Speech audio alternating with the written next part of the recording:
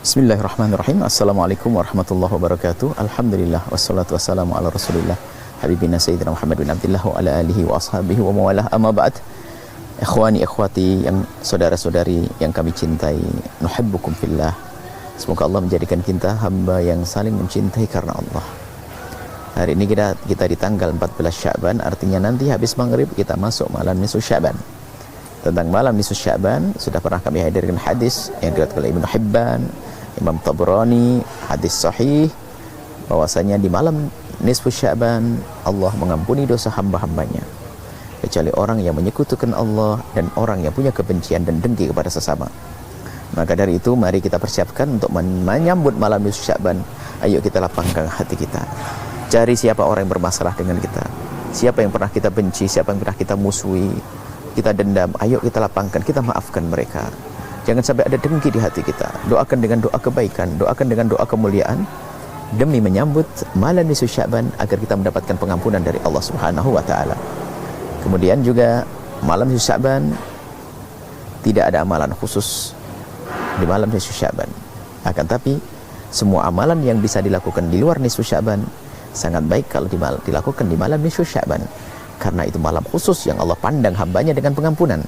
Maka mari kita persiapkan diri kita di malam nisfu Sya'ban untuk menjadi hamba yang siap dengan pengampunan dari Allah, yaitu dengan kita berbanyak ibadah di malam itu. Tentunya ibadah yang sudah diajarkan Nabi, di antaranya adalah mulai dari waktu maghrib Anda melakukan sholat berjamaah.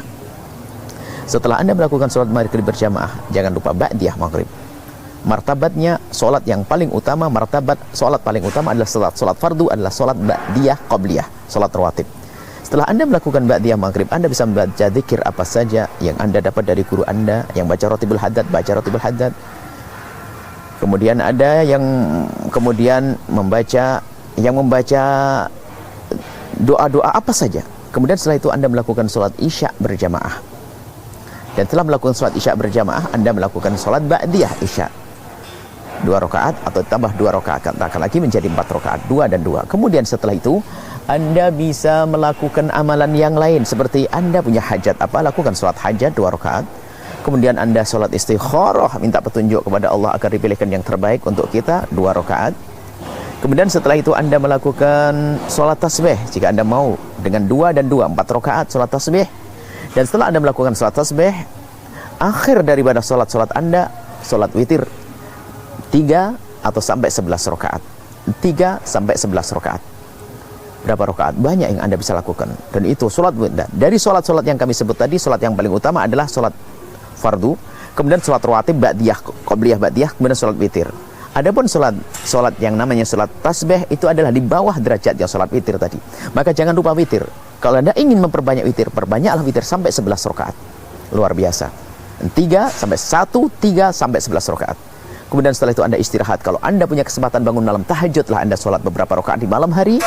Kemudian Anda masuk waktu sholat subuh, sholat qabliyah subuh 2 rakaat. Kemudian melakukan sholat subuh berjamaah. Sempurna Anda dalam melakukan amalan di malam nisfu Sya'ban.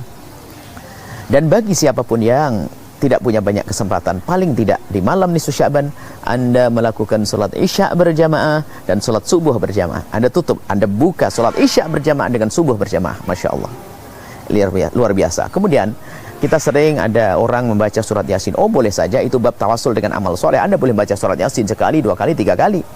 Tentunya tadi amalan sholat yang sangat perlu untuk dihadirkan. Setelah itu Anda boleh baca surat Yasin atau habis maghrib baca surat Yasin. Terserah Anda atur saja waktunya. Anda baca surat Yasin sekali dengan niat panjang umur, rizki panjang, kemudian niat husnul khotimah, rizki luas. Yang ketiga, husnul khotimah, sah-sah saja. Karena itu adalah termasuk tawasul dengan amal soleh dengan baca surat Yasin. Hanya sedikit yang perlu kami sampaikan. Ada yang melakukan sholat sampai 100 rakaat dan sebagainya. Memang itu dinukil oleh Imam Ghazali, tapi banyak ulama kita juga yang mengingkari itu semuanya. Maka dari itu, kami ingin menghadirkan amalan-amalan yang disepakati para ulama dan tidak ada yang mengatakan kalau itu adalah tidak boleh.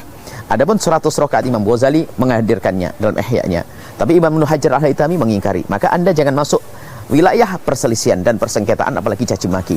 Kalau kita melihat ada orang melakukan sholat 100 rakaat, kita lihat saja berapa waktu yang bisa dilakukan, 3 jam, 4 jam. Oke, 3 jam, 4 jam kita ganti dengan amalan-amalan yang tadi yang kami sebutkan, sehingga kita tidak akan ditegur oleh Imam Ibnu Hajar Al-Haytami Akan tapi kita pun masih menghidupkan malam nisfu Sya'ban dengan amal baik, dengan ibadah.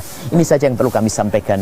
Mari kita hindari khilaf, kita hindari perbedaan, kita hindari caci maki. Akan tapi kita ingin mendekatkan diri kepada Allah, memperbanyak ibadah. Nuhibbukum fillah, kami mencintai Anda karena Allah Subhanahu wa taala. Persiapkan dan mohon disebarkan, dan ingat, Anda malam nisfu Sya'ban harus mendapatkan pengampunan dari Allah.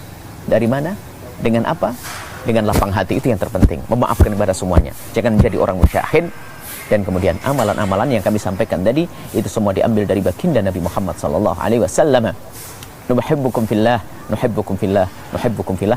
Kami mencintai Anda karena Allah. Assalamualaikum warahmatullahi wabarakatuh.